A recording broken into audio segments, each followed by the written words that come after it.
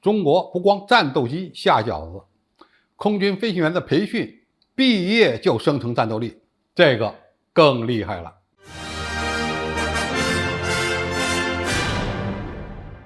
观众朋友、网友朋友，大家好，我是付前少。据中国军网报道，中国空军首批院校直接培养的歼10战斗机飞行学员，刚刚结业就奔赴作战部队，成为航空兵作战部队的一员。他们的平均年龄只有23岁。那么按照以往空军飞行学员培养的模式，一名飞行学员要经历大概4到6年时间的培训和飞行训练，才能获得3代机战斗员的资格。2020年，空军在某飞行学院开展了3代机进入院校的教学新模式试点。歼10战机首次列装该院，飞行学员呢仅需3年的飞行训练，就可以获得3代机战斗员的资格了。这就大大的缩短了学员成才的周期，同时呢，学习内容也进行了相应的大幅度调整，与实战相关的空战、实战打靶比重增加。通过这些操作，飞行学员在院校内就能够练成3代机所需的空战技术和战术，结束基础理论和在飞行院校的初中高3级的培训，然后直上歼10战斗机，从而大大的提升了培训效率，人均飞行时间增加了近3成，而且毕业的成才率高达90%。飞行学员一毕业就成为了战斗员，这个可以说是一个重大的改革，而结果可叫真厉害。那么各国空军的飞行学员，他的培训大概是这么几个阶段。第一呢，是理论学习阶段，你在理论和技术上要达到大学本科的水平，而且呢，在此期间要通过飞行院校的初级、中级、高级3个飞行训练阶段的培训，拿到第2个大学本科的学历。那么一般来说，航校的飞行员毕业之后，仅仅是成为了一名合格的飞行员，但他还不是战斗机或者强击机的飞行员。要想成为战斗机和强击机的飞行员，或者是战斗轰炸机的飞行员，还需要有一个改装训练阶段，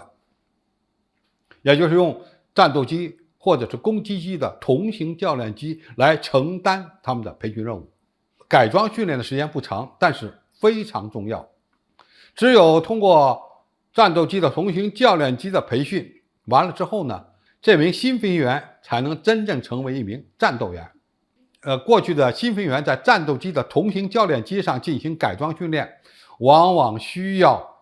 转到改装训练基地，或者是直接分到航空兵部队，用双座型的战斗机同型教练机对他们进行相关的培训。这里呢就会带来几个问题，一个是改装训练基地或者是改装团要专门给配备教练机，成立一个新的机构，对他们进行短时间内的培训，或者呢直接分到航空兵部队，由航空兵部队承担他们下一阶段的改装训练任务。直到完成了改装训练，这些新飞行员才能真正的成为战斗机的飞行员，也就是真正成为战斗员。那么我军现在将这个训练体制做了相应的调整，当然现在的调整是试点，也就是把我们第3代的战斗机直接放在了航校，这个可以说意义很大。我们过去的3代机数量比较少，而且单价比较高，因此很难让飞行学员直接毕业以后上3代机进行训练，而是先改装2代机。那么如果把3代机的同型教练机直接放到航校，那么航校承担的就是4个训练阶段的任务了，那就是初级、中级、高级和同型机改装训练阶段的培训。学员一毕业，他就不是像过去那样由飞行学员变成了一名新飞行员，而是直接成长为战斗机的新飞行员，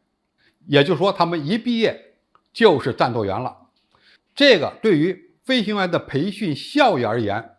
意义非常重大。我们过去要想培养一名合格的3代机飞行员，周期相对是比较长的。航校毕业之后，还要到部队进行改装训练，还要熟悉一段时间，才能够承担正常的作战和训练任务。周期呢，大概有6年、7年、8年。那么形成战斗力，